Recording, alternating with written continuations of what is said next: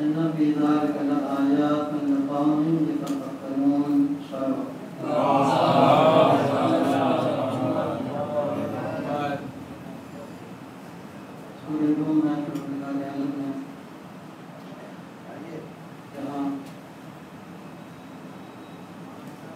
بڑی بڑی نشانیاں تذکرہ کیا پہلے اور اسی تذکرے میں اشارہ ہوتا ہے بنی آیا. اس کی بڑی بڑی نشانیوں میں سے ایک نشانی یہ بھی ہے ان خلق لکم من انفسکم ازواجا، ہم نے ہماری نفسوں میں سے تمہارے لیے تمہارے جوڑے پیدا کی، تمہارے نفسوں پیدا کیے، تمہارے ہمسر لتسکنوا الیہا، تاکہ تم اس کی طرف سے تمام متاع سکون امان سکون مہیا کرو، حاصل کرو.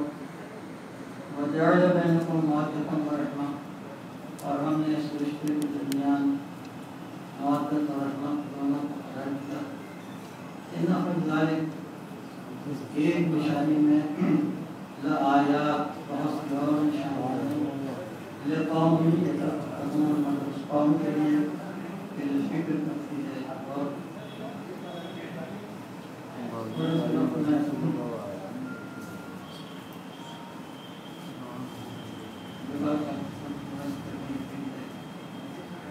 پروردگار عالم نے عالم انسانی کسی رشتے کو اپنی نشانی قرار نہیں دیا، اپنی آیات سے ایک آیت قرار نہیں دیا. حالانکہ بڑے مقدس رشتے ہیں عالم انسانی. ماں کا رشتہ انتہائی مقدس ہے، باپ کا رشتہ ہے، بھائی کا رشتہ ہے، لیکن کسی رشتے کو بھی پروردگار عالم نے من آیات ہی، اپنے آیات میں سے نشانیوں میں سے نشانی قرار دیا. یہی وہ رشتہ ہے کہ جس کو پروردگار عالم نے اپنی خاص نشانیوں میں سے نشانی قرار دیا. اس لیے کہ اور جتنے رشتے ہیں وہ سارے رشتے فرع اور شام کی حیثیت رکھتے ہیں. یہی وہ رشتہ ہے کہ جو اصل اور بنیاد حیثیت. یہی وجہ ہے کہ سب سے پہلا رشتہ جو روئے زمین کے اوپر قائم کیا گیا وہ یہی رشتہ ہے. اس لیے کہ جناب آدم اور جناب حوا کے درمیان وہ رشتہ قائم نہیں کیا جا سکتا، نہ باغی اور کوئی دوسرا رشتہ. لہذا اس رشتے کو اس روئے زمین کے اوپر اولیت حاصل ہے وہ یہی رشتہ ہے. اس لیے رشتہ ہے آواز سلوات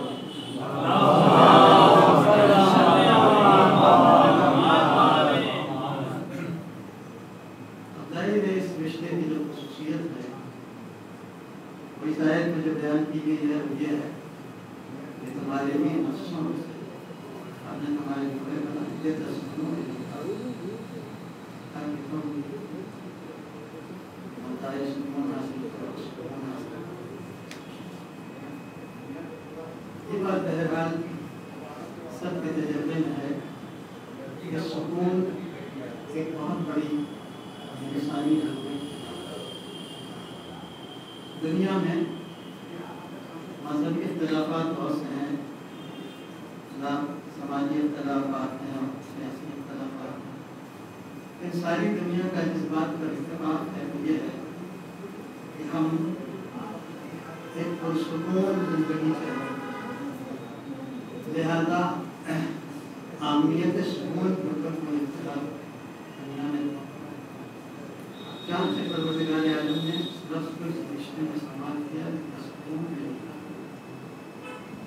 اور یہ سکون ایسا پیچیدہ نفسیاتی رشتہ ہے یا ایک حقیقت ہے کہ جسے تجربے سے تو سمجھا جا سکتا ہے، اس کے زبان میں بیان نہیں کیا جا سکتا. اس لیے کہ ایک عالم و فاضل انسان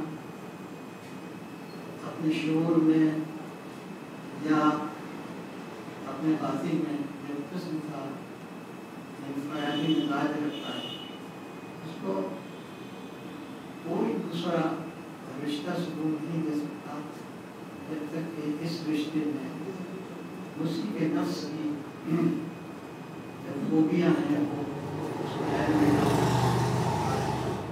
ایک جاہل عورت کسی عالم کو سکون نہیں دے سکتی.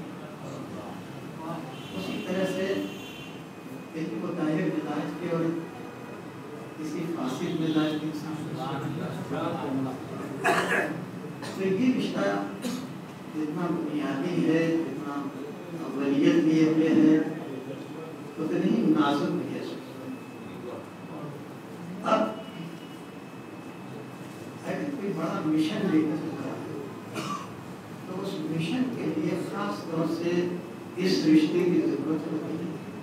اس لیے کہ مشن کوئی آسان کام نہیں، بہت ہی چیلنجنگ چیز ہوتی ہے جس کو لے کے کوئی انسان سماج میں بتاوے تو بہت سی پریشانیوں کا سامنا، مخالفت کا سامنا ہوتا ہے، عداوت کا سامنا ہوتا ہے.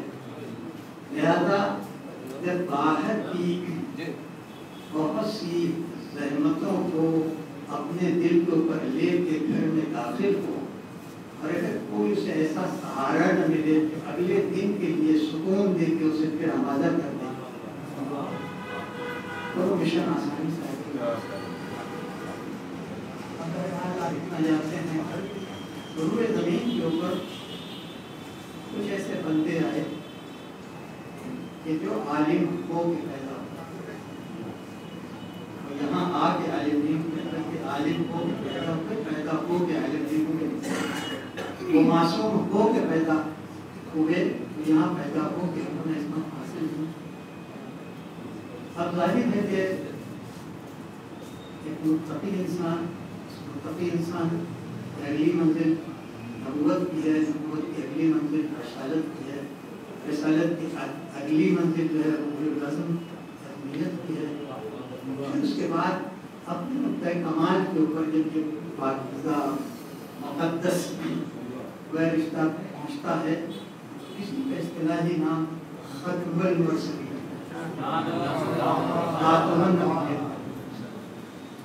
یہ فتویٰ سے شروع ہوتا ہے اور جا کے ختم رسالت ہوتا ہے اور یہ اتنا بلند ہوتا ہے کہ اس بلندی تک انسانی فکر کو پہنچانے کے لیے پروردگار کو تمہیداً بہت سے انبیاء بھیجنے پڑتے ہیں جو جستا جستا دھیرے دھیرے رفتہ رفتہ عالم انسانیت کی سطح فکر کو اتنا بلند کر دیں کہ جب وہ بلند ترین انسان آئے تو اس کو سمجھنے میں اب اگر ایسا انسان آ گیا ہے اور اس شان سے آیا ہے تو اس کے بعد کوئی دوسرا رسول نہیں آئے گا، اس کے اوپر جو کتاب نازل ہوئی اس کے بعد کسی سے کتاب نازل نہیں ہوا اور یہ مشن کو لے کے آیا ہے ہدایت کا. یہ صبح قیامت تک چلا جائے گا تو ظاہر ہے کہ ہدایت اپنی جگہ پر خود ایک بہت دشوار گزار مشن ہوتا ہے، اس لیے کہ ہدایت قبول کر سکنے والا وہی انسان ہوتا ہے جس کے مزاج میں نفس پسندی اسی دنیا میں وہ اپنے عمل کی اجرت نہ چاہتا بلکہ اسے یقین ہو کہ اجرت کے لیے پروردگار عالم نے ایک آخرت یقین رکھتا ہو اور آخرت پر یقین رکھنے کے بعد راہ ہدایت کی جتنی دشواریاں ہیں ان ساری دشواریوں کو برداشت کرنے کا ایمانی حوصلہ اس کے اندر پایا جائے. تو آپ اچھی طرح سے اندازہ کر سکتے ہیں کہ فضیلتوں کے جتنے شعبے ہو سکتے ہیں، چاہے اس کا تعلق علم سے ہو، اس کا تعلق فضل سے ہو، اس کا تعلق عارض سے ہو، اس کا تعلق عصمت سے ہو، اس کا تعلق صبر سے ہو، اس کا تعلق ایثار سے ہو، اس کا تعلق صحابت سے ہو، یہ سارے فضائل جو ہیں اپنی میعاد پر جب پہنچے اور جس شخصیت میں جمع ہو گئے اسی شخصیت کو اصطلاح قرآن محمد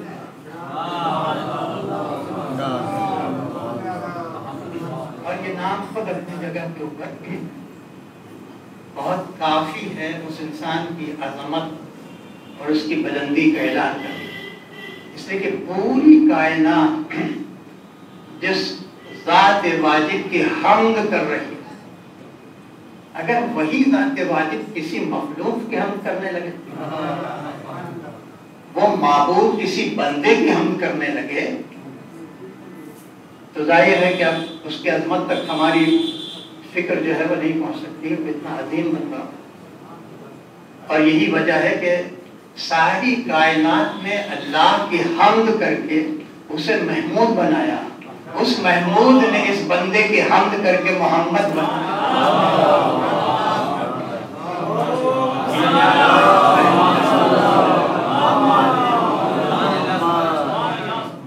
اسی لیے خالق ہو کے اس کی جھولی میں چھوٹا نام پڑا محمود، مخلوق اور بندہ ہو کے اس کی جھولی میں بڑا نام پڑا۔ اس کوئی راز نہیں ہے سوائے اس کے کہ اس لیے وہ محمود ہو کے حمد کے اعتبار سے چھوٹا نام ہو گیا، کیونکہ ایک طرف کائنات تھی اور ایک طرف خالق کائنات تھا۔ کائنات جس کی حمد کر رہی تھی وہ محمود ہوا، مگر خالق کائنات جس کی حمد کر رہا تھا ایسا بات ہے جو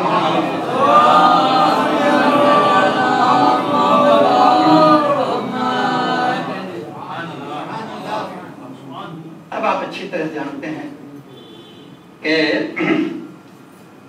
مکی کی ایسی سرزمین میں کہ جو گویا گمراہی اور ضلالت کے اعتبار سے ایک ایسی ضلالت میں گرفتار تھی کہ قرآن مجید نے ایک ایسے لفظ کے ساتھ لفظ ضلال کو جوڑا کہ جو لفظ جو ہے ہمیشہ اچھے تصور کے ساتھ جوڑا، امام مبین۔ یہ لفظ جو ہے کتاب مبین، امام مبین، اور یہاں پہ آنے کے بعد ضلال مبین۔ اس کے معنی یہ کہ پورے گویا سطح زمین کے اوپر ضلالت کے اعتبار سے جو بدترین علاقہ ہو سکتا ہے وہ مکہ تھا۔ اس لیے کہ ظاہر ہے کہ کسی قسم کا عیب آپ تصور کریں گے وہ سب یہاں موجود تھا۔ شراب یہاں پی جا رہی تھی، جوا یہاں کھیلا جا رہا تھا، قتل یہاں عام تھا۔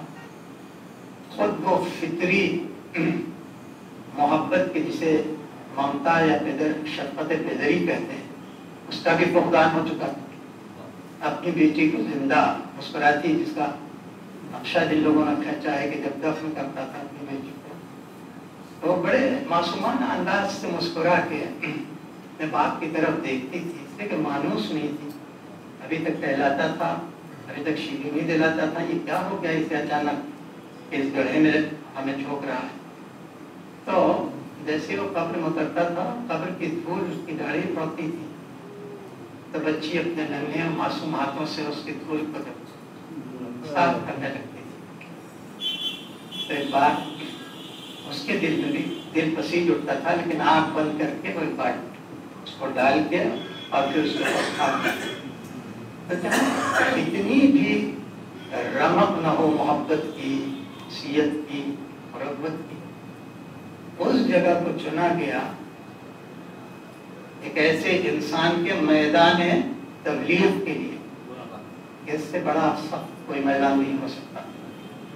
اب آپ اچھی طرح سے سمجھ سکتے ہیں کہ رسول اللہ کو کتنی شدید ضرورت تھی اس کار تبلیغ میں ایک ایسے سہارے کی کہ جو سہارا اس کے دل کو تقویت دے کے روزانہ مہات تبلیغ کے اوپر جری بنا کے بھیجتا۔ ایک سلوات بھیجنا۔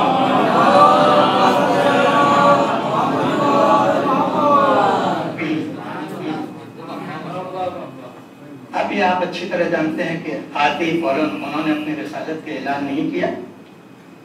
ان کی پیدائش سے ہلچل مچی پوری کائنات میں، ہندوستان تک اس کی لہر آئی، اس لیے کہ ان کو پیدا ہوتے ہوئے مود نور زمین سے آسمان تک پوری دنیا نے دیکھا. اس کے بعد کسرا کے مال کے 14 کنگرے پار گر پڑے. جس جھیل میں پانی لبالب چھلکتا تھا وہ اچانک خشک ہو گئی. جو جھیل خشک تھی اس میں پانی جاری ہو گیا. تو پوری دنیا میں کچھ اس طرح سے ان واقعات کی ہلچل پھیل گئی کہ لوگ اپنے اسکرپچرز کو، اپنی مذہبی کتابوں کو کھول کھول کے دیکھنے لگے کہ کیا وہ آ گیا ہے کہ جس کی پیشین گوئی ہماری کتابوں میں تھی. اس لیے کہ فقط یہی نام ہے، مختلف سے کہیں محمد کر کے کہیں اور کسی نام سے رگ وید میں اس کا ذکر ہے، انجیل میں اس کا ذکر ہے، توریت میں اس کا ذکر ہے کہ ایک آخری نبی آنے والا ہے. چانچہ لوگوں نے اپنی کتابیں کھولی، تراجموں نے اپنی کتابیں کھولی، چرچ ایکشن میں آ گئے. اور یہ تاریخ کے اعتبار سے امپورٹنٹ ہے کہ انسان اس دور کے حالات کا جائزہ لے دے. لیکن بیک وقت انہوں نے آنے کے بعد اپنی رسالت کا اعلان نہیں کیا، بلکہ اپنی سیرت کو، اپنے کردار کو ایک خاموش مبلغ کی طرح سے اس طرح سے اس معاشرے کے اندر ڈال دیا کہ کبھی گھر میں نہیں بیٹھے، بازاروں میں رہے، ایسوسیشنز بنائے جس کو حلف الفضول کہتے ہیں، مظلوموں کی ہمدردی پر ایک ایسوسیشن بنایا. اس کا نام ہی تھا حلف الفضول، اس میں اس میں زیادہ تر نمبر جو تھے ان کا نام اسی لفظ سے ہوا تھا. کسی کا نام فضل تھا، کسی کا فضیل تھا، تو حلف الفضول نام ہو گیا کہ دیکھو اگر مکے میں کوئی ایسا مظلوم آ جائے تو اس کی حمایت کرنا ہم سب کا فریضہ ہے. اگر غریب ہو تو مال سے، اور اگر کسی اور چیز کا ضرورت مند ہو تو اس چیز کو مہیا کر کے اس کی مدد کی جائے. لوگوں نے پہلی بار دیکھا کہ یہ بھی ایک کام ہوتا ہے. اس کے علاوہ اپنی سیرت کے 2 عناصر، جس کا ایک کا تعلق تھا علم سے اور ایک کا تعلق تھا عمل سے. تو جس کا عمل سے تعلق تھا اس کا اتنا تجربہ کروایا کہ ان کا لقب صادق ہو، اور اپنے سیرت کا اتنا تجربہ کروایا تو ان کا لقب امین ہو گیا. اس لیے کہ یہی 2 عناصر ہیں جو رسالت کے بنیادی عناصر کہے جاتے ہیں. اس لیے کہ غیب میں کیا ہے، اس کی یہ خبر جو دے رہا ہے اس کا کیا بھروسہ، یہ اس وقت تک قابل اعتبار نہیں جب تک صداقت پر اعتبار نہ آ جائے. اور جو کچھ بھی لایا ہے اللہ کی طرف سے وہ ویسے ہی پہنچا رہا ہے، یہ اس وقت تک ممکن نہیں جب تک امانت پر اس کے اعتبار نہیں. لہذا وہ 40 سال کے اندر اتنا تجربہ کروایا کہ رسالت جن لوگوں نے نہیں مانا اس کے بعد بھی صادق مانتے رہے، اس کے بعد بھی امین مانتے رہے. اور اس کے بعد جب آپ نے رسالت کا اعلان کیا اور لوگ عداوت پہ اتر آئے، ابھی تک آنکھوں کی ٹھنڈک تھے، جس محلے سے گزر جاتے تھے لوگ تعلیم کے لیے کھڑے ہو جاتے تھے، آنکھوں کی ٹھنڈک کہتے تھے، اور اس کا نام نہیں لیتے تھے، بلکہ جب آتا تھا وہ شور ہوتا، حجاج محمد دیکھو، حجاج صادق دیکھو، صادق آ گیا، حجاج امین دیکھو، امین آ گیا. تو بڑا استقبال ہوتا تھا، بڑی آبگت ہوتی تھی، سب کی آنکھوں کی ٹھنڈک تھی. ایک ذرا سے رسالت کا کیا اعلان کر دیا کہ اب پلٹ کے پورا معاشرہ پتھر برس رہے ہیں، کانٹے بچھائے جا رہے ہیں، کوڑے پھینکے جا رہے ہیں. تو ظاہر ہے کہ بہت تجربہ کرایا تھا کہ رسالت پر ایمان نہ لانے والے بھی اس کی صداقت سے انکار نہیں کر سکتے. اور آپ اچھی طرح جانتے ہیں کہ مکے میں اور چاہے جتنی برائیاں نہیں ہوں، مکے کی جیوگرافیکل سچویشن جو تھی وہ ہائی وے آف ٹریڈ کے ایک بہت ہی امپورٹنٹ پوائنٹ کے اوپر تھی کہ ٹریڈ کے، تجارت کے جو قافلے چین سے چلتے تھے وایا ہندوستان ہوتے ہوئے عرب سے جب گزر کے اور شام اور سیریا سے روم تک چلے جاتے تھے، اسی کو ہائی وے آف ٹریڈ کہتے ہیں. اس کے اوپر مکہ بھی تھا. ایک پڑاؤ جہاں کے پر ہوتے ہیں. جب اس کی صداقت کا اتنا چرچا ہوا, امانت کا اتنا تجربہ ہوا کہ اگر کوئی اس کی صداقت کو نہ مانے تو جیسے ضمیر جو ہے اس کو جھنجھوڑتا تھا. جب قافلہ آیا اور اس قافلے والوں نے محسوس کیا کہ مکے والے کچھ پریشان نظر آ رہے ہیں, کچھ مغروم نظر آ رہے ہیں, کچھ فکر مند نظر آ رہے ہیں, آپ پوچھنا چاہیے کہ اس فکر کی وجہ کیا ہو سکتی. پہلے تو نہیں دیکھتے تھے تو سوچو ہو رہا. تو جب دریافت کیا لوگوں نے تو معلوم یہ ہوا کہ اس لیے پریشان کہ ایک شخص نے ان کے آباء و اجداد کے عقیدے کو, ان کے نظریات کو باطل کہہ دیا, اور جواب میں ہم اس لیے کچھ نہیں کہہ پاتے کہ ہم اس کی صداقت کو مانتے ہیں, امانت کو مانتے ہیں. اس لیے ہم پریشان ہیں کہ آباء و اجداد کی عزت کو کیسے بچائیں, آباء و اجداد کے عقیدے اور مذہب دین اور ان کے نظریات کو کیسے بچائیں. اسی لیے ہم پریشان ہیں کہ کون سی بڑی بات ہے ہم 2 منٹ میں اس کی صداقت کبھی بھرم توڑ دیں گے, اس کی امانت کبھی بھرم توڑ. بس تم اتنا کرو کہ اس سے ہم کو ملا دو. تم کہتا ہے اس میں کیا بات ہے, ملا دیتے. تو آئے اور آنے کے بعد تعارف ہوا, ایک دوسرے سے انٹروڈکشن ہوا, نام پوچھا, نام بہت اچھا تھا, نام بتایا محمد. انہوں نے کہا کہ ہم لوگ اپنے اپنے مان لے کے اپنے اپنے وطن سے چلے ہیں, مختلف منڈیوں میں مختلف مارکیٹ سے گزرے ہیں, لیکن ہمیں یہ نہیں معلوم ہے کہ جو مال لے کے چلے ہیں اس کا ریٹ کس مارکیٹ میں کیا ہوگا. آج تک جو ہے کوئی آدمی پورے تیقن اور قطعیت سے آج تک جب کہ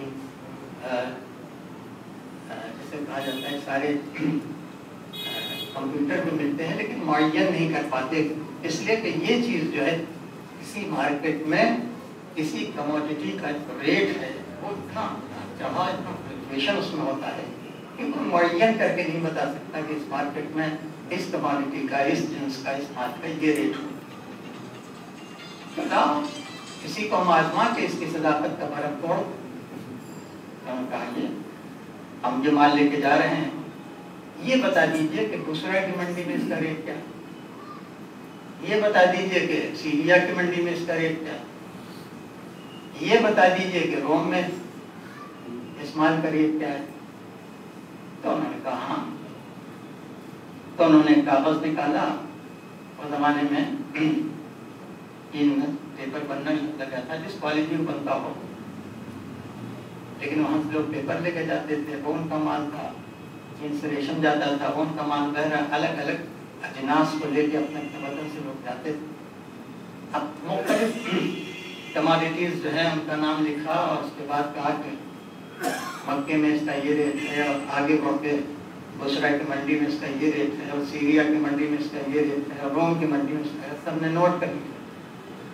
نوٹ کرنے کے بعد چلے گئے, اور جانے کے بعد اپنے مال بساط پھیلایا کہ طریقہ تھا. اور انہوں نے جب دیکھا کہ اس مال کا وہی ریٹ ہے, وہی در ہے اس کی جو محمد نے بتایا,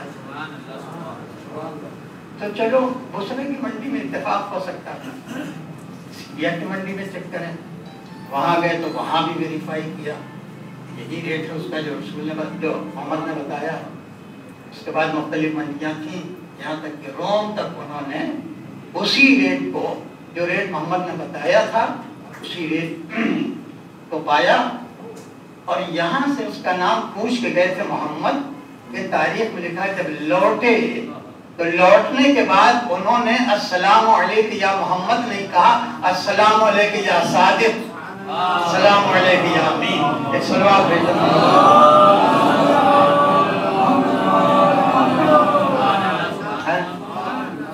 اب آپ ساری باتوں کو اپنے ذہن میں کریں کہ جس کی صداقت کا پیمانہ یہ ہو, جس کی امانت کا پیمانہ ہو, یا جس کے علم کا پیمانہ یہ ہو. اس لیے کہ صداقت جو ہے وہ بڑی نازک چیز ہوتی ہے, کیونکہ انسان دعوی صداقت کسی وقت بھی توڑ سکتا ہے. اپنے سوال سے کہ صداقت کا دائرہ اتنا وسیع ہے، چھوٹا سا بچہ بھی اگر کوئی مدعی صداقت ہے تو کوئی ایسا سوال پوچھ سکتا ہے اور لاجواب کر سکتا ہے. اور ہمارے مثال کے طور پر بہت چھوٹا بچہ ہے، آدمی اپنی صداقت کا دعویٰ کر رہا ہے، اپنی علم کی صداقت کا دعویٰ کر رہا ہے، اپنی جانکاری کی صداقت کا دعویٰ کر رہا ہے، اور چھوٹے سے بچے نے کہا اچھا بہت آپ کو سچائی کا دعویٰ ہے، بہت علم کا دعویٰ ہے، تو یہ بتا دیجیے میرے دائنے پاکٹ میں کیا چیز ہے.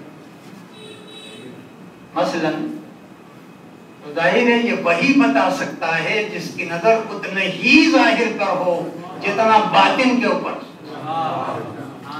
اب اللہ کی طرف سے علم غیب لے کے آیا تبھی اس کا دعویٰ صداقت صحیح ہو سکتا ہے.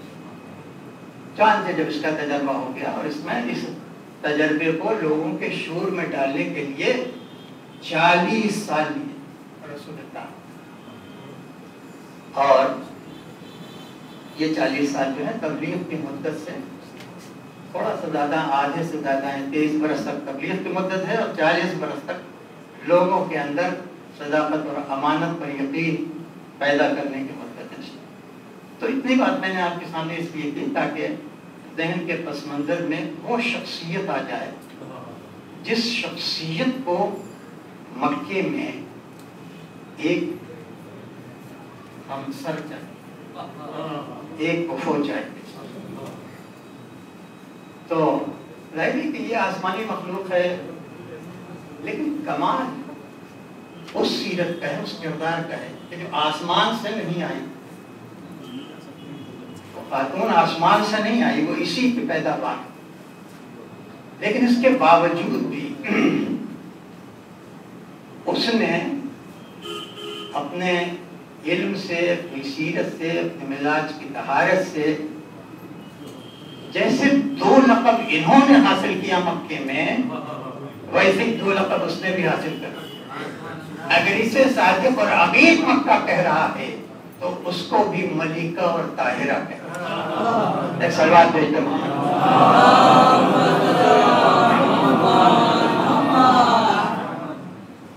اس لیے کہ آپ کتابوں میں پڑھیں کہ نسب کے اعتبار سے اتنے ہی عالی نسب یہ ہے جتنے عالی نسب محمد علیہ صلی اللہ علیہ وسلم.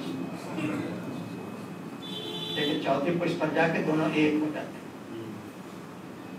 یہ خدیجہ کے باپ کا نام خویلد ہے، خویلد کے باپ کا نام اسد ہے، اسد کے باپ کا نام عبد العزیٰ ہے، عبد العزیٰ کے باپ کا نام قصی ہے.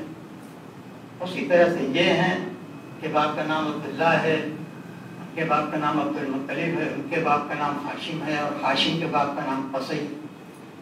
تو شام جا کے نسب جو ہے وہ ہم نسب ہے. دونوں جو شرافت ان کے نسب میں ہے وہی شرافت ان کے نسب.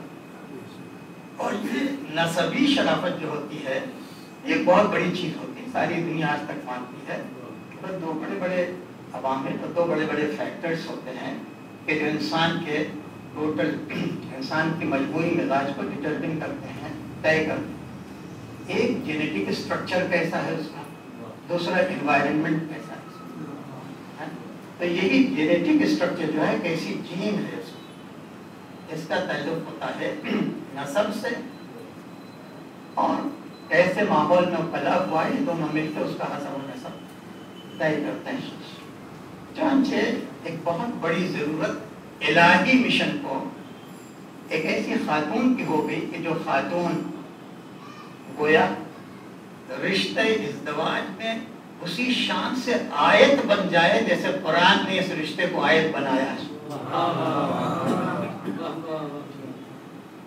تو اب ظاہر ہے کہ پورے مکے میں ان کی صداقت کا چرچا ہے، ان کی امانت کا چرچا ہے. یہ چرچا جناب خدیجہ تک بھی پہنچا. خدیجہ، جناب خدیجہ جو ہے وہ ایک ایسے باپ کی بیٹی ہیں کہ جو بہت ہی مذہبی گھرانے سے جن کا تعلق ہے. فقط تعلق نہیں ہے بلکہ وہ عالم مانے جاتے ہیں اپنے معاشرے میں. توریت کے بھی عالم مانے جاتے ہیں، انجیل کے بھی عالم مانے جاتے ہیں. اور نہ صرف یہ کہ وہ عالم ہیں بلکہ انہوں نے زبان عربی میں توریت کا بھی ترجمہ کیا ہے اور انجیل کا بھی ترجمہ. اور یہ دونوں کتابیں وہ ہیں جس نے بڑی تفصیل سے محمد مصطفیٰ صلی اللہ علیہ وسلم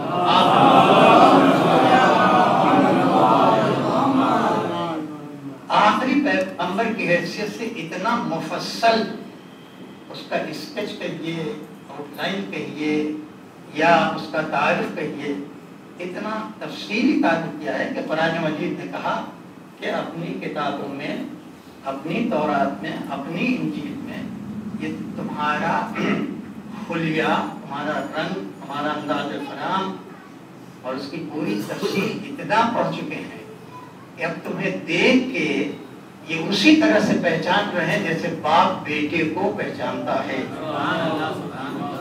یہی قرآن مجید نے کہا. ایسا نہیں ہے کہ تمہیں پہچان نہیں رہے. یعرفون کما یعرفون ابناءہم، یہ تم کو اسی طرح سے پہچان رہے ہیں جس طرح سے باپ اپنے بیٹوں کو پہچانتے تھے. اور جو کچھ توریت نے کہا تھا اس کا عملی نمونہ ان کی نگاہوں کے سامنے تھا. سمجھ میں نہیں آتا کہ انکار کیوں کرتے. تو اس کی وجہ یہ بتائی ہے کہ چونکہ جناب ابراہیم کے دو بیٹے تھے، ایک جناب اسحاق تھے اور جناب اسماعیل تھے. جناب موسیٰ کا تعلق جناب اسحاق کی ضروریت سے تھا اور آخری پیغمبر کا تعلق جو تھا جناب اسماعیل کی ضروریت سے. تو ایک تو یہ چشمک تھی کہ پروردگار عالم نے آخری منصب کو جناب اسحاق کی ضروریت میں کیوں نہیں دیا، اسماعیل کی ضروریت میں کیوں دیا. چچا زاد بھائیوں کے درمیان حسد ہوتی ہے، چشمک. تو یہ بنیاد. دوسرے اگر دے نہیں تھا تو کسی مالا مال گھرانے میں، کسی رئیس گھرانے میں، کسی امیر گھرانے میں، کسی سرمایہ دار گھرانے میں دیتا. یہ ایک ایسے انسان کو دے دیا کہ جو یتیم بھی ہے، غریب بھی ہے. اور چونکہ یہودیت کے مزاج میں سب سے بڑا روب دبدبہ ہے، مال کا دبدبہ ہے، وہ آج تک چلا رہا ہے. بڑے بڑے بینکس پہ اس کا قبضہ، بڑے بڑے مارکیٹ پہ آج تک یہودیوں کا قبضہ ہے. سیاست کی مثال کے اوپر اس کا قبضہ ہے. آپ مجھ سے اچھی طرح سے جانتے ہیں کہ چھوٹی سی قوم تعداد کے اعتبار سے پوری دنیا کے اوپر ایک طریقے سے رسالت یا سیاست کے اوپر جو مہرے دوڑا رہی ہے وہ یہی قوم. کیوں؟ فقط اس واسطے کے مال بہت اس کے پاس، بینکس اس کے قبضے میں، مارکیٹ اس کے قبضے میں، منڈیاں اس کے قبضے میں. تو اب سامنے جو حریف بن کے چلے آئے وہ یہودی رسول اللہ. انجیل نے بھی بہت صاف پیشین گوئی کی تھی، آج تک پایا جاتا ہے بائبل میں کہ ہم جو کچھ کرنا تھا ہم کر چلے گئے، جو رہ گیا ہے اس کام کو آخری آنے والا آ کے پورا کرے گا. اور اسی پہ قرآن نے بھی یاد دلایا کہ عیسیٰ جانے سے پہلے کہے تھے مبشرن برسول یاتی من بعدی اسمہ احمد، میں تمہیں جاتے جاتے بشارت دے رہا ہوں کہ ایک رسول آئے گا، یاتی من بعدی، میرے بعد آئے گا، اس کا اسم، اس کا نام احمد ہو. لیکن اس وقت تک وہ اللہ کی تعریف کر رہے تھے، ان کا نام احمد ہی تھا. اور دنیا میں آنے کے بعد جب وہ آ گئے تو محمد ہو گیا. لیکن یہ کہ بائبل نے بھی، انجیل نے بھی خبر دی تھی اور توریت نے بھی خبر دی. لیکن یہ دونوں حریف بن گئے رسول اللہ کے بجائے اس کے کہ معین بنتے. قرآن مجید کا لو آمن اہل الکتاب، اگر اہل کتاب دیانتداری کے ساتھ ایمان لے آتے ہیں تو لکان خیر لہم، تو ان کے لیے بھی بہت اچھا ہوتا، ان کی آخرت عاقبت کے لیے اچھا. لیکن جب دو بڑی بڑی پاورفل کمیونٹیز میں تھیں، کرسچنس کی اور جیوز کی، مقابلے پہ آ گئیں. عیسائی بھی دشمن ہو گیا، یہودی بھی دشمن ہو گیا، اور اس کے بعد جو مشرکین تھے مکے کے دشمن ہو گئے. لہذا جو ماحول ہے وہ بڑا سنگین ماحول تھا. اس کا اندازہ ہم نہیں کر سکتے، اس لیے کہ ہم بیان تو کر دیتے ہیں کہ سب لگا دیے گئے تھے دشمنی پر. بچوں کو لگا دیا تھا کہ دیوانہ دیوانہ کہہ کے جدھر سے نکلے ادھر سے تالی بجاؤ. عورتوں سے کہہ دیا گیا تھا اس سے بچ کے رہنا، یہ بہت بڑا جادوگر ہے. مردوں سے کہہ دیا گیا تھا یہ بہت بڑا شاعر ہے، جتنا استہزاء ہو سکتا تھا، جتنا ہیومیلیشن ہو سکتا تھا، وہ سب جو ہے وہ رسول کے لیے روا کر دیا گیا. اور واقعہ یہ ہے کہ سر کے اوپر پتھر کی بات کوئی بھی خطیب کر سکتا ہے کہ پتھر مارو، لیکن خدا نے کرتا کبھی ہماری پیشانی پر پتھر لگے تو ہمیں محسوس ہو کہ پتھر کا پیشانی سے ٹکرانا ہوتا کیا ہے کہ پورا یہ کاسے ذہن جو ہے جھنجھنا جاتا ہے. ایسے میں رسول کو کارِ تبلیغ کو آگے بڑھانا ہے. بہرحال اس کی صدا کا مانو چرچے تھے. اور جناب خدیجہ جو تھیں وہ ایک مذہبی گھرانے سے ان کا تعلق تھا. ان کے دل میں بھی ایک خواہش تھی، اور وہ خواہش بلا وجہ پیدا نہیں. اس کا بہت بڑا جو سبب بیان کیا گیا ہے وہ یہ ہے کہ مال تو ان کے پاس بہت تھا، اس لیے کہ 80,000 اونٹوں پر جماعت مختلف علاقوں میں جاڑے کا سفر الگ ہوتا تھا، گرمی کا سفر الگ ہوتا تھا، یمن تک چلے جاتے تھے اور اس کے علاوہ شام تک چلے جاتے تھے. لہٰذا جو کتاب لکھا ہے ایک سال کی کمائی تقریباً 8 ارب روپے، اس کا اندازہ کرنا بہت مشکل ہے. تو بہرحال مال کے اعتبار سے بہت ہی زیادہ مال تھا ان کے پاس، جس کی بنیاد کے اوپر ان کو ملیکۃ العرب کہا گیا. لیکن انہوں نے کہا کہ مال چاہے اربوں ہوں خربوں ہوں، لیکن مال کا سب سے بڑا نقص یہ ہے کہ جب خرچ کرو مال کو تو کم ہو جاتا. مال کا سب سے بڑا نقص جو ہے وہ یہ ہے کہ جب خرچ کرو تو کم ہو جاتا.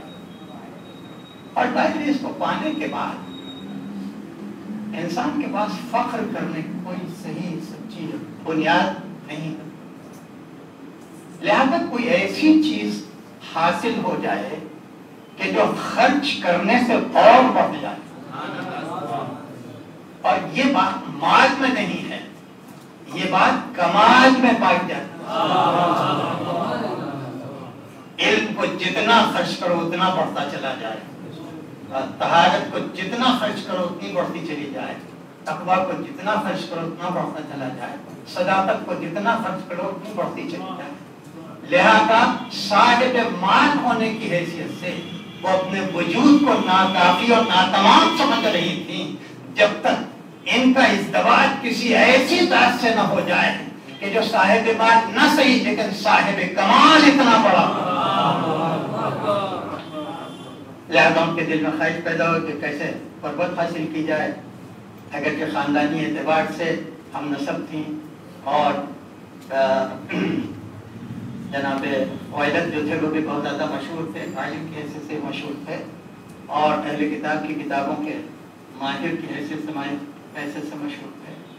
لیکن جناب خدیجہ نے اسی مال کو ذریعہ بنایا کمال تک پہنچنے، اور وہ یہ تھا کہ وہ مظاہرے پہ یعنی ہم اپنا کیپٹل لگائیں گے، تم اپنا لیبر لگاؤ، محنت تم لگاؤ، ہم اپنا مال لگائیں گے، دونوں سے جو فائدہ ہوگا اس میں کوئی نہ کوئی کمیشن معین ہو جائے. اور اس کے اوپر پورے مکے میں اور قرب و جوار میں بہت سی ایجنسیز کہیے، ایجنٹس کہیے یا پارٹنرز کہیے کہ جو ان کے تجارت میں پارٹنرز تھے، اسی مظاہرے پہ اسی کمیشن کے اوپر کم مال نہ کرتے تھے اور اس کے بعد واپس لاتے تھے، اور فائدہ جو کچھ تھا وہ اس سے پھر مزید مال خریدا جاتا تھا. اس لیے کہ یہ بہت اسمال اسکیل کے اوپر یہ بزنس شروع ہوئی تھی. پہلے مکے میں بچھائی، پھر اس کے بعد بصرے میں، پھر سیریا میں، پھر روم تک پہنچ گئی، اور دھیرے دھیرے 80,000 اونٹوں کے اوپر مال جانے لگے. لکھا یہ کل مل کے جتنے قریش کے اونٹ ہوتے تھے ان کے مقابلے میں تنہا اونٹ ہوتے تھے وہ جناب خدیجہ کے پاس. مال کی کوئی کمی نہیں تھی، لیکن دل میں ایک تڑپ تھی، حسرت تھی کہ ایسے مال کے مل جانے سے بھی کیا کہ جو خرچ ہونے سے ختم ہو جاتا ہے، اور جب چلے جائیں تو کوئی دوسرا اس کے پاس قابض ہو جاتا. کیوں نہ ایسی چیز حاصل کی جائے کہ جو خرچ کرنے سے بڑھتی بھی ہو اور لے کے چلے جائیں تو کوئی اس پر قابض بھی نہ ہوتا اس میں۔ لہذا جب صداقت اور امانت کا چرچا وہاں تک پہنچا اور خود بھی طاہرہ کے لقب سے مشہور ہو گئی اور ملکۃ العرب کے لقب سے مشہور ہو گئی، تو انہوں نے جناب ابو طالب کے پاس پیغام بھیجا کہ اپنے بھتیجے کو اگر ہماری تجارت میں آپ شامل کر لیں تو ہم آپ کی بہت ممنون ہوں گے، اور یہ وعدہ کرتے ہیں کہ جتنا سب کو دیتے ہیں کمیشن اس کا ڈبل، اس کا دوگنا دیں گے۔ چنانچہ جناب ابو طالب نے بات کی اور رسول اللہ نے اس کو منظور کر لیا، اور منظور کرنے کے بعد مال لے کے شام کی طرف ہے۔ راستے میں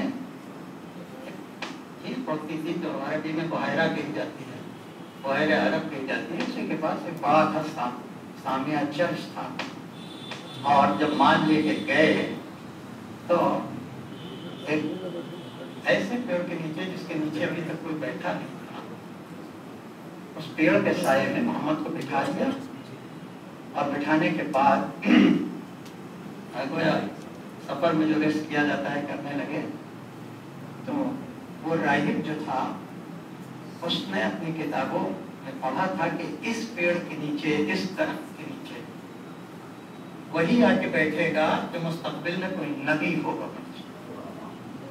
چنانچہ اس نے فوراً اپنے نمائندوں کو بھیجا، پتہ لگاؤ کون ہے اور کس کو بٹھا دیا ہے، اور اس کو دعوت دے دو کہ ہم نے ان کے لیے دسترخوان بچھایا ہے، آئیں اور ہماری دعوت کو قبول کر لیں۔ جناب ابی طالب گئے، مگر وہ ڈھونڈ رہا تھا اس کی آنکھیں، مگر اس کو وہ نظر نہیں آیا، تو کہا تمہارے ساتھ کوئی اور تھا؟ کہا ہاں۔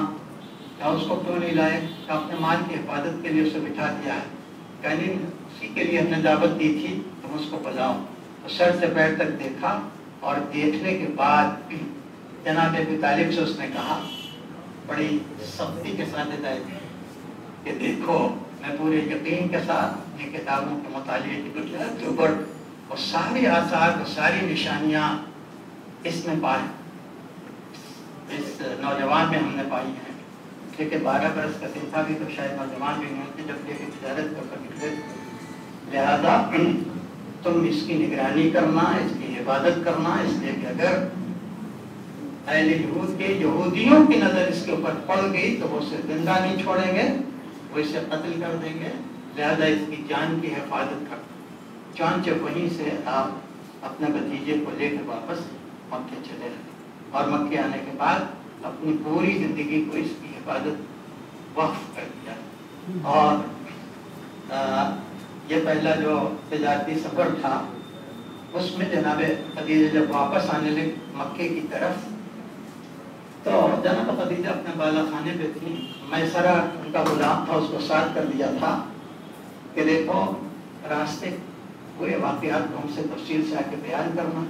اس نے آ کے بیان کیا، بہت سی باتیں بیان کی کہ پتہ نہیں یہاں سے گزرتے تھے تو پیڑوں کی شاخیں چھپ جاتی تھی اور اس میں آواز آتی تھی السلام علیکم یا محمد یا رسول، اور اس کے علاوہ جب دھوپ ہوتی تھی تو اس کے سر کے اوپر ایک ابر ہوتا تھا کہ جو سایہ فکن ہو جاتا تھا۔ چاند اس منظر کو دیکھنے کے لیے اپنی سہیلیوں کے ساتھ جناب خدیجہ بالا خانے کے گئی، تو جو منظر میسرہ نے دیکھا تھا اس کی چشمدید تصدیق ہو گئی، اور جب ہو گئی تو انہوں نے کہا کہ اب یہ قافلہ ڈیوائس کا بڑی پرجوش استقبال ہو اور دسترخوان بچھا کے اور کی دعوت کر دی جائے، دعوت میں کوئی کمی نہ ہو۔ تو چنانچہ دسترخوان جب بچھایا گیا اور انہوں نے اپنا حساب دیا کہ یہ مان لے گئے کہ لا اتنا فائدہ ہوا، تو لکھا یہ ہے کہ جو کچھ بھی رکھ دیا گیا تھا اس دسترخوان کے اوپر،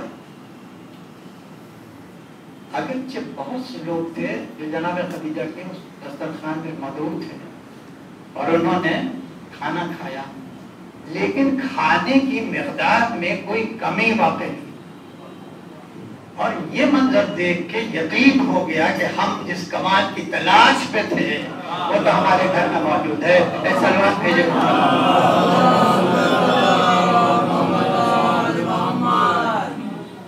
بس اس کے بعد پیغام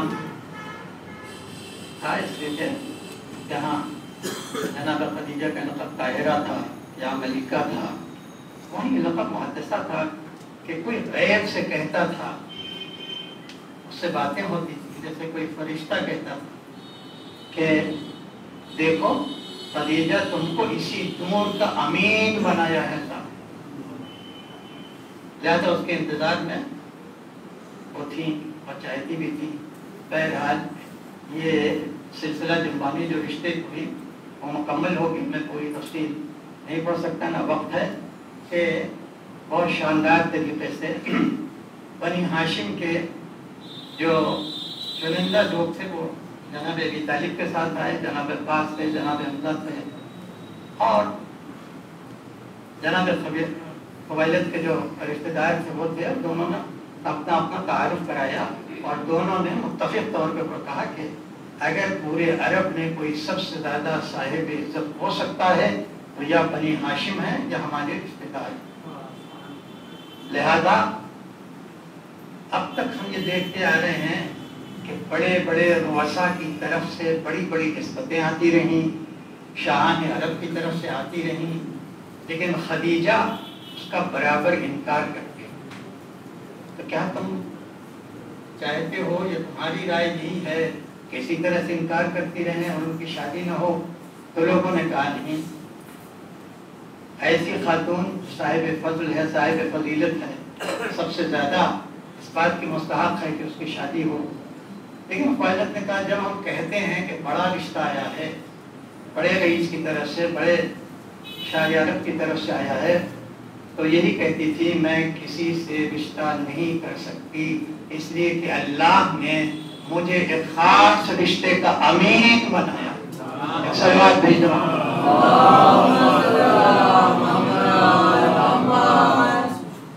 اور پھر یہ رشتہ بہرحال ہو گیا، اس کا خود آپ اٹھا کے دیکھیں تو اس سے معلوم ہوتا ہے کیا فضیلت ہے جناب خدیجہ کی۔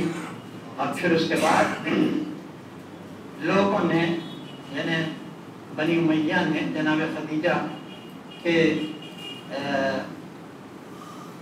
کیریکٹر کو کہیے داغدار بنانے کے لیے تو بڑے بڑے عیب لگائے ہیں، اس کو بیان کرنے کے یہاں پر وقت نہیں ہے۔ پہلا عیب یہ لگایا ہے کہ وہ بیوہ تھیں، اس سے پہلے 2 یا 3 شوہروں کے حوالے حق میں آ چکی تھی، اور یہ بالکل ایک ایسی بات ہے جو معمولی سے کامن سینس رکھنے والے کے حالت سے بھی نہیں نیچے اترتی۔ تفصیل تو بہت ہے اور حوالے بہت ہیں، قرآن کی آیات ہیں اور تاریخ دلائل ہیں، بڑے بڑے مورخین ہیں، لیکن بس اتنا سمجھ لیں کہ اگر واقعاً جناب خدیجہ مطلقہ تھی، یعنی اس سے پہلے کسی شوہر سے منسوب تھی، اس نے طلاق دے دیا، دوسرے شوہر سے اس نے طلاق دے، تیسرے شوہر سے اس نے طلاق دے دیا اور وہ بیوہ ہو گئی، تو اتنے بڑے بڑے جو رؤساء تھے کبھی وہ کسی مطلقہ اور کسی بیوہ سے کبھی پیغام نہ دیتے۔ یہ پیغام کا تسلسل بتا رہا ہے کہ جناب خدیجہ عذرا بھی تھی، وانی بھی تھی، اور صورت و سیرت کے اعتبار سے ایسی تھی کہ ہر شخص خواہش کرتا تھا، لیکن کبھی مرسل اعظم نے اپنی طرف سے پیشکش نہیں کی، پہل نہیں، اس لیے کہ رسول اللہ اگر پہل کرتے تو دنیا یہی کہتی کہ محمد کو مال کی ہوس تھی کہ جو رشتہ لے۔ لہذا اس داغ سے بچانے کے لیے بجائے اس کے کہ وہ پہل کرے، خدیجہ نے پہل کر کے بتا دیا کہ کمال کو مال کی ضرورت نہیں ہوتی، مال کو کمال کی ضرورت ہے۔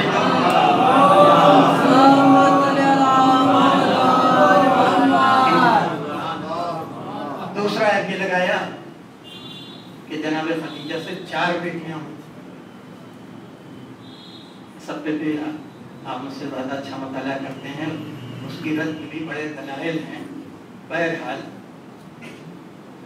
میں اتنا کہہ کے بات کو سمیٹ لیں کہ 25 برس کا سن تھا جب رسالت مآب کا آپ کی شادی، 40 برس میں اعلان رسالت کیا جو بعثت تھا، تو 25 اور 40 کے درمیان 15 سال ہوتے ہیں۔ اس 15 سال میں سب متفق ہیں کہ پہلا بیٹا، اس کا نام قاسم تھا، اس سے ان کی کنیت القاسم تھی، اسی سال پیدا بھی ہوا، اس کے مر گیا۔ اس کے بعد دوسرا بیٹا طیب ہے، عبداللہ ہے، تو 4-5 سال تو یوں چلے گئے۔ اب بچے 10 سال۔ اس 10 سال میں یہ 3 لڑکیاں جو اور جوڑی گئی ہیں، یہ کب جوان ہوئیں، کب بالغ ہوئیں کہ ان کا عقد مشرکین اور کافرین کے ساتھ کرنا پڑا۔ ابو لہب کے بیٹوں سے ان کو منسوب ہونا پڑا۔ تو جب آپ تاریخ میں بلا وجہ جو لڑکیاں بڑھائی گئی ہیں ان کے حالات کی ایک کیلکولیشن سے آپ وہ کریں گے تو صاف ظاہر ہو جائے گا کہ یہ فقط دوسروں کو فضیلت دینے کے لیے اور کسی مخصوص زوجہ کے کنوارے پن کو ہائی لائٹ کرنے کے لیے ان کو بیوہ بھی بنایا گیا۔ ان کو لگتا ہے ایک سلوات اور بھیج دیں۔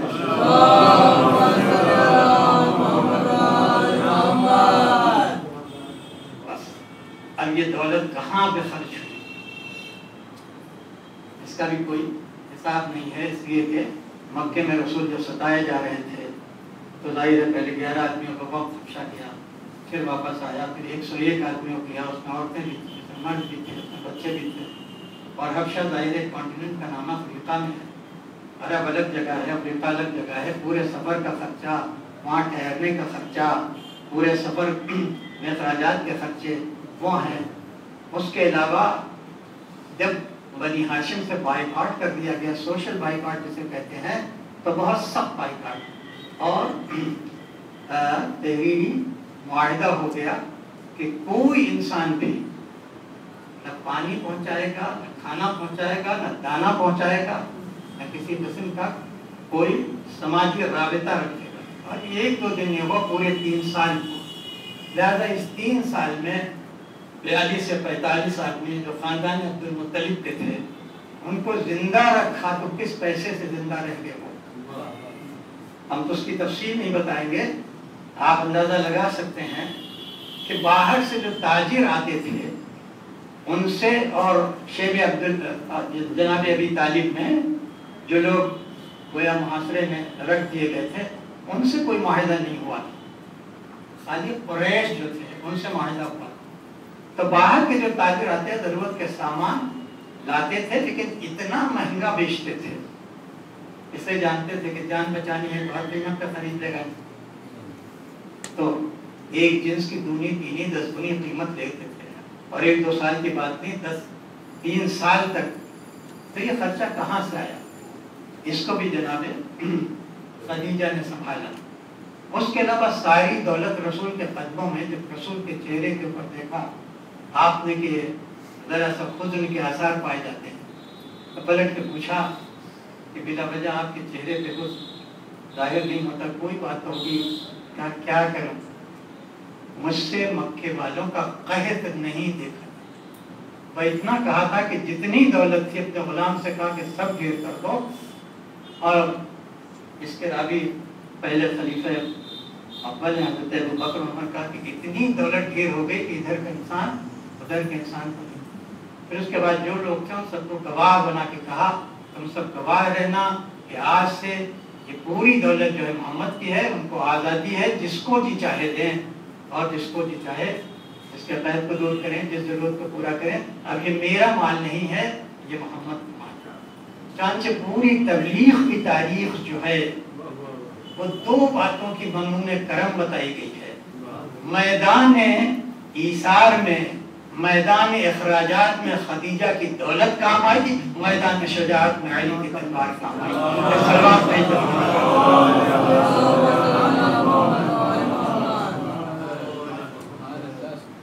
اور بس آخر کلام ہے کہ جب ایک بار رسول اللہ نے کہا کہ جو ایگریمنٹ ہوا تھا اپنے چچا سے کہا کہ اس کو دیمک سب چاٹ گئی ہے، بس ایک ٹکڑا، بلکہ اس کا ایک ٹکڑا ہے کہ جو بچا ہوا ہے جس کو دیمک نے مس نہیں کیا، تو وہ ہے اللہم باسمک۔ ایک بسم اللہ الرحمن الرحیم بعد میں آیا ہے، اللہم باسمک، اللہم کہتے تھے لوگ گویا بسم اللہ کا قائم مقام. تو تم جا کے ان سے کہہ دو کہ تم نے جو معاہدہ تحریری اتنا مقدس بنایا، سمجھا کہ وہ کعبے کی دیواروں پہ تم نے آویزہ کر دیا ہے، اس کو دیمک چڑھ گئی ہے، چاٹ گئی ہے اس میں سب. یہ بات ابی طالب نے کہا کہ اگر جھوٹ نکل جائے جو میرے بھتیجے نے مجھ سے بتایا ہے تو میں خود اپنے ہاتھ سے اپنے بھتیجے کو لے کے اور تمہارے حوالے کر. تو ان کی ایک میٹنگ ہوئی، انہوں نے کہا کہ چلو دیکھا جائے، اور دیکھنے کے بعد ہر باہر اس بات کو سچ پایا کہ سب دیمک کھا گئی ہے، بس اللہ اس میں کا جو یہ بچا ہوا ہے. تو اس میں سے اختلاف ہوا کرے سچائی، مگر ہم تو نہیں چھوڑیں گے. کہ وہ لوگ غالب آ گئے اور انہوں نے کہا کہ نہیں، اب بچوں کی کراہ آواز سنی نہیں جاتی ہے، ظلم بہت ہو گیا ہے، اور آزاد کر دیا جائے. 3 سال کے بعد جب آزاد ہوئے تو 3 سال اس طرح سے جو قید میں رہے ہوں، آپ اندازہ لگا سکتے ہیں کہ جسم کے اوپر پاپی کے اثرات کتنے پڑے ہوں گے. تو جناب خدیجہ پر سب سے زیادہ تھا، اس لیے ایسا لگتا ہے کہ جیسے خود بھوکی رہتی تھی دوسروں کو کھلاتے تھے. کہ جب آئی ہیں شیب طالب سے باہر تو چہرے کے اوپر جھریاں بھی آ گئی تھیں اور دانت بھی گر گئے تھے، بہت زیادہ کمزور ہو گئی تھی. اور آنے کے بعد بس رجب کے مہینے میں 26 رجب کو جناب ابی طالب جو ہے وہ دنیا سے اڑ گئے. وہ بیمار پڑے، کمزور ہو گئے اور بچ نہیں سکے. اور پھر اس کے 35 دن 40 دن کے بعد جناب خدیجہ جی کی تاریخ ہے کہ دنیا سے اٹھ گئی. یہ تو بڑے بڑے سہارے رسول کے اتنا ٹوٹ گئے، جیسا کہ علی بھائی نے کہا کہ اس سال کو مرسل اعظم نے عام الحزن قرار، پورے سال کو عام الحزن قرار. اور اب اوپر سے حکم آ گیا کہ تمہارے دو بڑے بڑے سہارے جب ٹوٹ گئے ہیں، اب موجود نہیں ہیں، تو مکہ رہنے کے لائق نہیں ہے، لہٰذا تم مدینہ ہجرت کر جاؤ. یہیں سے ہجرت کی تاریخ شروع ہوتی. لیکن بس یہیں پر رک کے اور یہ کہنا چاہتا ہوں کہ جس نے اسلام کو اتنا مال دیا، اتنا مال دیا کہ خدا بند عالم کو تحریری سند دینی پڑی. قرآن مجید میں سب کو یاد ہے کہ ہم نے تمہارے اوپر 3 بڑے بڑے احسان کیے. 3 بڑے بڑے احسان کیے. تھوڑی دیر کے لیے وحی کا سلسلہ رک گیا تھا تو ایک آیت آئی والضحیٰ واللیل اذا سجا ما ودعک ربک وما قلی وللآخرۃ خیر لک من الأولى ألم یجدک یتیما فآویٰ ووجدک عائلا فأغنیٰ ووجدک ضالا فہدیٰ. کہتے بڑے بڑے احسان نہیں. جناب خدیجہ سے متعلق ہم نے جب تمہیں کیا پایا؟ عائلاً. عائل کے معنی ہوتے ہیں غریب کے. 2 قسم کی غربت تھی رسول اللہ کے پاس. ایک مالی غربت تھی اور ایک نسل درکار تھی جو صبح قیامت تک چلی جائے. چانچہ مفسرین نے کہا عائل کے معنی عیال کے ہیں. اس کے معنی یہ ہے کہ 2 شعبے تھے رسول کے جہاں رسول نادار تھے. ایک مال کی کمی تھی، دوسرے آل کی کمی. لہذا پروردگار عالم نے ان دونوں کمی کو لفظ عیال کا حوالہ دے کے دور کر دیا کہ ہم نے ایسی خاتون دے دی ہے کہ جس نے آپ کو ناداری سے غنی بنا دیا ہے، اور ایسی خاتون دے دی ہے صبح قیامت تک آپ کی ضروریت میں معصوم ہی معصوم پیدا. ایک صلوات بھیجتے ہیں.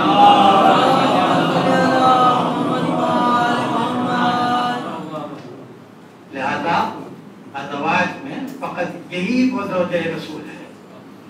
اس کو ام المومنین کہنا اس کی توہین ہے. یہ ام المومنین نہیں ہے، یہ ام المعصومین ہے. چانچہ رسول کو بہت بڑا سہارا ہے، لیکن جس کا گھر دولت سے بھرا ہوا، اس کے پاس ہزاروں اونٹ ہو، مارکیٹ میں چرچا ہو، یورپ میں ملیکہ کہی جاتی ہے، اس نے اپنی بیٹی کو کیا دیا؟ اتنے رئیس ماں کی بیٹی، اس کے جہیز کی فہرست آپ بتا ملی تو آپ کو اندازہ ہوگا اس نے کتنے غلام آزاد کر دیے، کتنے فقراء سیر و سیراب کر دیا. اس کی بیٹی بہت تھوڑے سے مال کو لے کے اور اپنے شوہر کے یہاں گئی. اور پھر اس کے بعد جب رسول اللہ نے ایک بار دیکھا کہ اب دنیا سے جناب خدیجہ چلی گئی تو لکھا ہوا ہے کہ پاس بیٹھ کر رونے لگے اور روتے روتے فرماتے ہیں کہ کسی کو ایسی شریک حیات نہیں ملی جیسی مجھے ملی. اور اس کو ہجوم کے قبرستان میں دفن کیا.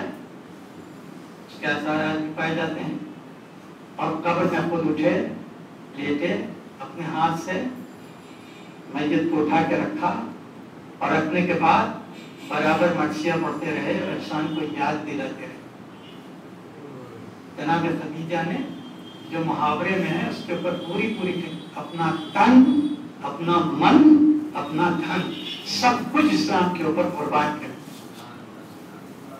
اور یہی وجہ ہے عزیزو کہ اپنے تن کو اس طرح سے قربان کیا کہ ایسی قربانیاں جناب خدیجہ کی نسل میں پائی گئی جس کی کوئی نظیر ہے.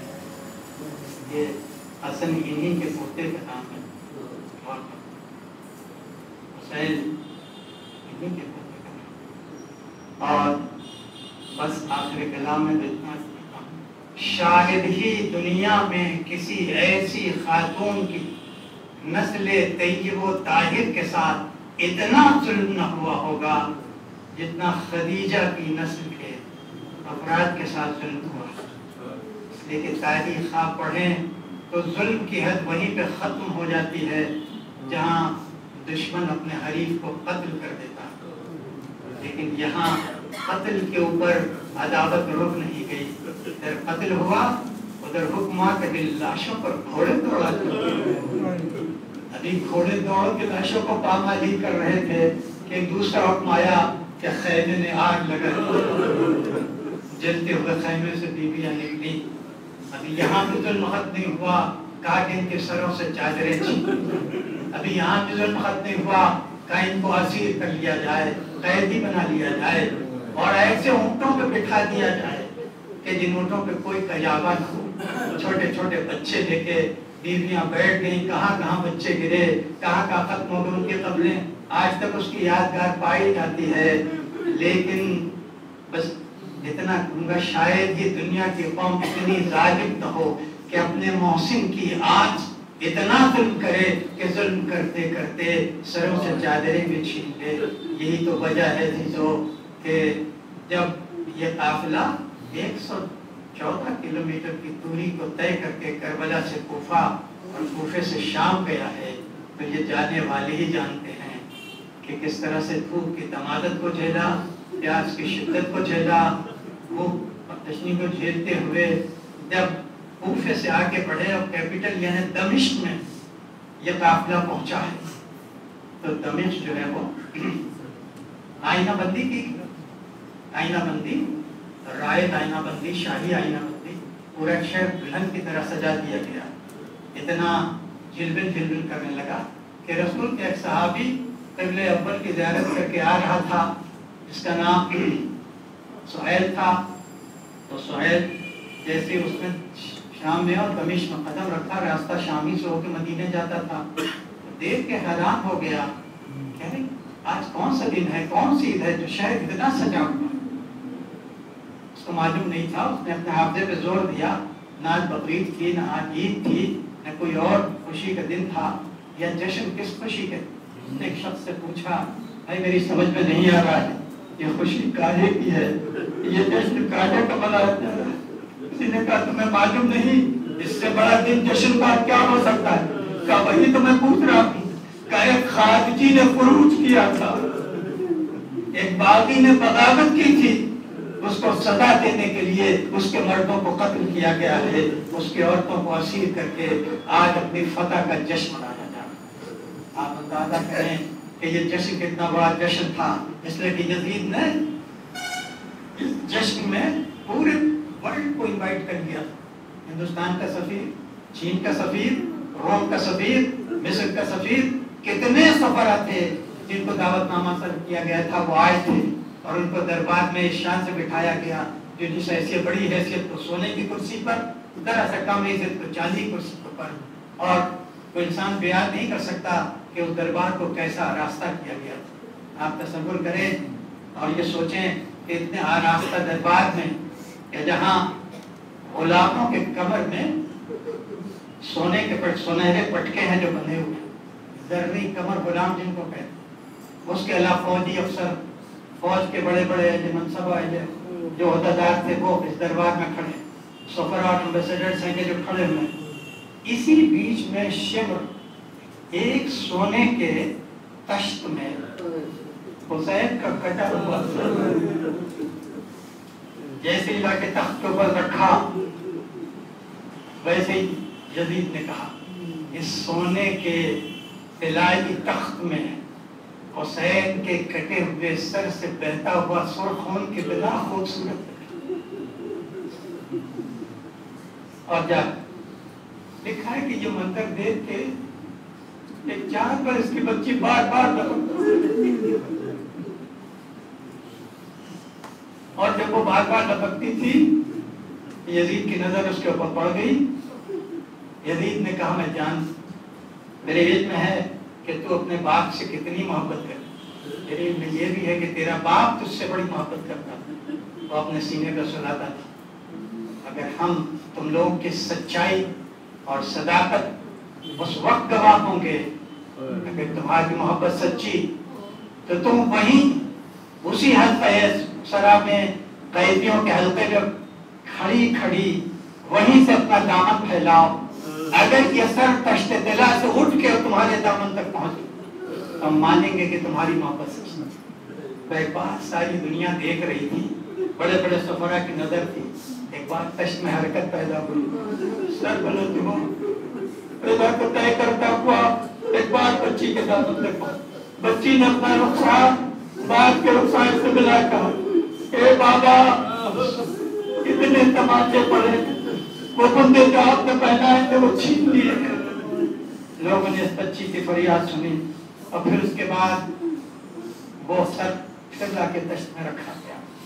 یزید کو یہ محسوس ہوا کہ ہم نے یہ کہہ کے خود کو اپنی شکست کا انتظام کر لیا ہے، ہمیں نہیں کہنا چاہیے تھا، ورنہ یہ معجزہ ظاہر نہ ہوتا کہ سر اٹھ کے اس کے دامن میں چلا جائے۔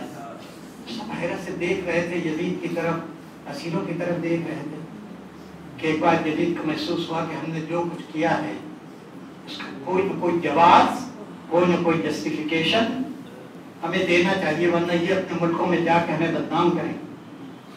وہ ذہین انسان تھا، بہت بڑا شاعر بھی تھا، اس نے اپنی ذہانت سے کام لیا، کام لینے کے بعد اس نے کہا ایک مختلف ممالک سے آئے ہوئے سفراء، تو اپنے دل میں سوچ رہے ہوگے کتنا بڑا جرم تھا حسین کا کہ ہم نے ان کی لاش تک کو باقی نہیں رہنے دیا۔ خیر وہ مرد تھے مگر ان عورتوں نے کیا کیا تھا کہ ہم نے ان کی بھی تشہیر کی، ان کی رسوائی کا سامان کیا، ان کو جگہ جگہ ہم نے اس طرح سے ذلت کے ساتھ گھما۔ تو دیکھو ہم تمہیں مسلمانوں کی کتاب سے اس کا جواب دے رہے ہیں، غور سے سن لو اور جا کے اپنے ملکوں میں کہہ دینا کہ یزید نے جو کیا وہ آپ بجانے کی۔ سب متوجہ ہو گئے، پورے دربار میں جسے کہتے سناٹا تھا سننے کے لیے، اتنا بڑا ظالم، اتنا بڑا حاکم جو ہے اتنے بڑے ظلم کے اوپر اپنے کو کیسے جسٹیفائی کرے گا۔ اس نے قرآن مجید کی آیت پڑھی، آل عمران کی آیت پڑھی اور یہ کہا کہ مسلمانوں کی کتاب میں لکھا ہے اللہم مالک الملک تؤتی الملک من تشاء وتنزع الملک ممن تشاء۔ مسلمان کی کتاب لکھا اصل ملک کا مالک تو اللہ، مالک الملک تؤتی الملک من تشاء، جس کو چاہتا ہے ملک دے دیتا ہے، وتنزع الملک ممن تشاء، اور جسے چاہتا ہے ملک چھین لیتا ہے، نہیں دیتا۔ تو اب تم یہ بتاؤ بغیر کسی جبر کے، بغیر کسی دباؤ کے، اپنے مشاہدے سے بتاؤ کہ اللہ نے ہمیں ملک دیا کہ نہیں دیا؟ اللہ نے ہمیں ملک دیا کہ نہیں؟ چار بر اعظم پہ ہماری حکومت ہے کہ نہیں؟ ملکوں پہ نہیں، بر اعظم پر تمہیں معلوم ہے کہ نہیں؟ سب نے خاموشی سے تصدیق کی کہ ہاں. کہا کہ یہ محل کس کا ہے، یہ آرمی کس کی ہے، یہ رعایا کس کی ہے، یہ دارالسلطنت کس کی ہے؟ سب اپنے ذہن میں کہہ رہے تھے تیری ہے، تیری اللہ نے تجھے ملک دیا. تو تمہیں اطمینان ہو گیا کہ اللہ نے ہمیں ملک دیا تھا. اچھا اب یہ بتاؤ کہ جسے اللہ نے ملک دیا ہو اس کو حق ہے کہ نہیں کہ اس سے بیعت لے جس کو اللہ نے ملک نہیں دیا؟ کہاں حسین کے پاس ملک، کہاں ان کی دارالسلطنت، کہاں ہے ان کی آرمی، کہاں ہے ان کی رعایا، کہاں ہے ان کا محل، تخت و تاج کہاں؟ خاموش. بالکل ایسا نکالا قرآن مجید سے کہ جیسے لوگ کنوینس ہونے لگے کہ ہاں ٹھیک ہے حسین کو بیعت کر لینی چاہیے. حسین نے انکار بیعت کر کے ننے میں بچوں کو مبا ڈالا، عورتوں کو تشہیر کا سبب. بس یہاں تک بات پہنچی تھی کہ اسیروں کے حلقے سے ایک بلند قامت بیوی کھڑی ہو. بہت توجہ سن لیں، بس اس سے زیادہ تحمل. ایک بلند قامت کھڑی ہونے، اس کے کھڑے ہونے میں لوگ دیکھ رہے تھے اتنا اعتماد ہے اس کے کھڑے ہونے میں. کوئی ہراس نہیں، کوئی خوف نہیں، کوئی غضب نہیں، کوئی شک نہیں، کوئی تردد نہیں. اس شان سے کھڑی ہوئی کہ جیسے خیبر میں علی کھڑے اپنی فتح کا یقین لے کے کھڑی ہوئی. اور کھڑی ہونے کے بعد اب سب لوگ متوجہ ہیں.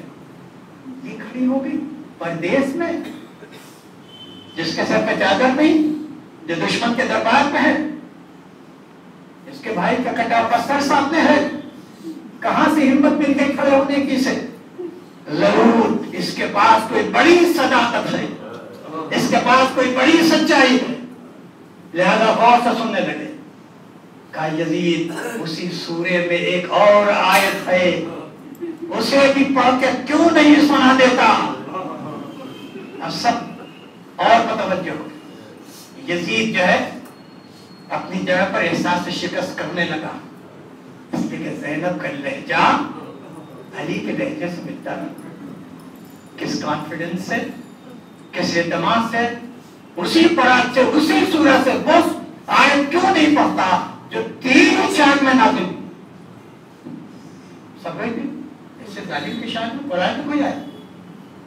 سب چپ چاپ ہونا شروع کیا دینا. لا يحسبن الذين كذبوا بآيات الله، لا يحسبن الذين، وہ لوگ کہ جنہوں نے آیات الہی سے انکار کیا ہے، تکذیب کی ہے، وہ گمان بھی نہ کریں انما نملی لہم خیر لانفسہم، یہ جو ہم نے تھوڑی سی مہلت دے دی ہے یہ ان کے حق میں خیر ہے. انما نملی لہم، ہم نے اس لیے ان کو مہلت دے دی کہ اور ظلم کر لیں، اور بھڑاس نکال لیں، اور جو کچھ بھی کرنا ہے کر لیں. وَلَهُمْ عَذَابٌ مُحِيطٌ، احانت والا عذاب تو ہم نے ان کے لیے طے کر دیا. آیت نے کیا کہا؟ یہ جسے تو جو ملک سمجھ رہا ہے، یہ محل ہمارا، یہ فوج ہماری، یہ بڑے بڑے بڑے اعظم میں حکومت ہماری، یہ غلام ہمارے ہیں، یہ خزانہ ہمارا، ملک کہہ رہا ہے اسے. وہی قرآن اس ملک کو مہلت کہہ رہا ہے. اب جسے کہتے ہیں کہ زینب نے ملک کو مہلت کہہ کے اپنے کانوں پر برڈن آف پروف لے لیا. کہنا بہت آسان ہے، دعویٰ بہت آسان ہے، دلیل بہت مشکل ہوتی. ایک پردیسی قیدی عورت کہاں سے ثابت کرے کہ یہ ملک نہیں ہے، یہ مہلت ہے، ہماری جان قربان ہو جائے. خدیجہ کی نوازی جناب زینب پر کہ اتنے اعتماد کے ساتھ اٹھی، اور اب ایسے ہی کہا اسی لمحے سے اب زینب حاکمہ بن گئی اور یزید محکوم بن گیا. حاکمہ کی شاگرد خالی کرا اپنے دربار میں ایک جگہ یہ لہجہ حاکم کا ہوتا ہے. عورت اس وقت پر سر جھکا کے اس کی تعمیل کرنا یہ محکوم کا کام ہوتا ہے.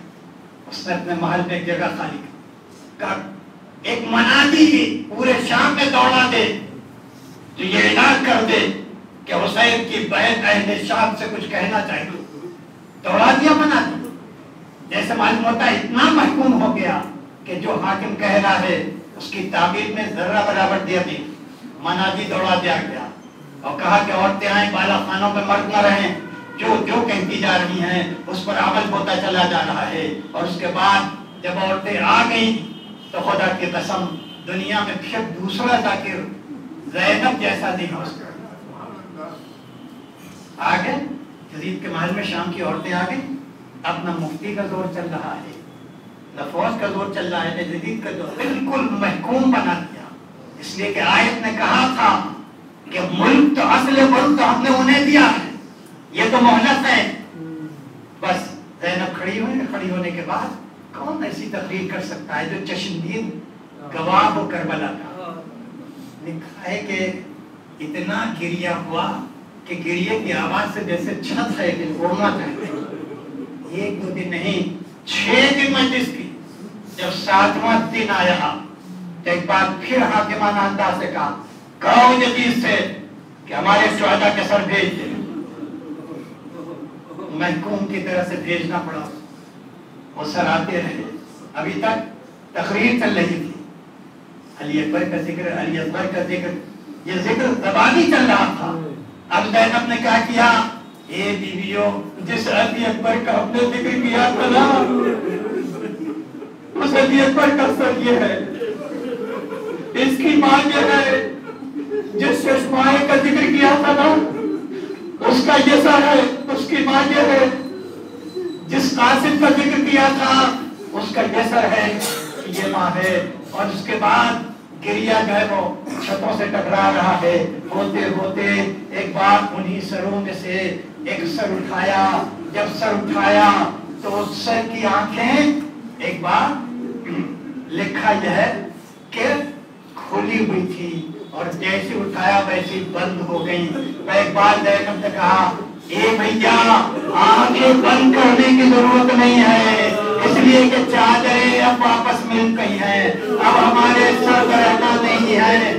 یہ کہنے کے بعد ایک بار زینب نے کہا اے بھیا ہمیں رہائی کی اجازت مل گئی ہے مگر ہم اس وقت تک نہ جائیں گے جب تک زندان میں اپنی بھتیجی سکینہ کی قبر سے نہ کہیں اے سکینہ ارے وطن جانے کی بڑی تمہیں تمنا تھی, ہم سب وطن جا رہے ہیں, اور تم بھی وطن جاؤ. سیرتم الذین ظلموا ایما انقلب ينقلبون الى حبیب حق الزہراء وابیہا وفرجہا. بعد محمد وعد محمد کا واسطہ سب کو ہمارے صالحہ کی توفیق عطا فرمائے. جو بیمار ہیں ان کو شفائے کامل عاجل, جو جزیات مشکلات